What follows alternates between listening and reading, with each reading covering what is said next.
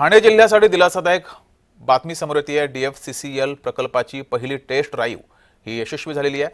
पंतप्रधान नरेंद्र मोदी यांच्या नेतृत्वातून राबवण्यात येत असलेल्या DFCCL या महत्त्वाकांक्षी प्रकल्पातून देशभरातील मालवाहतूक व्यवस्थेला मोठा बदल हा घडवून आणण्याची क्षमता आहे. या प्रकल्पामुळे मालवाहतूक वेगवान, सुरक्षित आणि कार्यक्षम होणार असून राष्ट्रीय पातळीवरील वाहतूक व्यवस्थेवर सुद्धा याचा सकारात्मक परिणाम होणार आहे.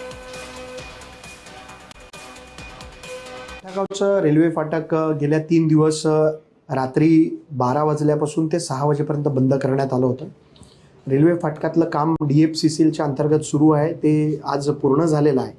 आणि महत्त्वाची आणि आनंदाची गोष्ट अशी आहे की या ट्रॅकवरनं आज DFCCLच्या माध्यमातून रेल्वेचं ट्रायल रन देखील झालेलं आहे. देशासाठी असलेला हा खूप महत्त्वाकांक्षी प्रकल्प आहे आणि या प्रकल्पाच्या माध्यमातून आज या ट्रॅकवरती पहिल्यांदा रेल्वेचं टेस्ट रन जे आहे ते आज पूर्ण झालेलं आहे.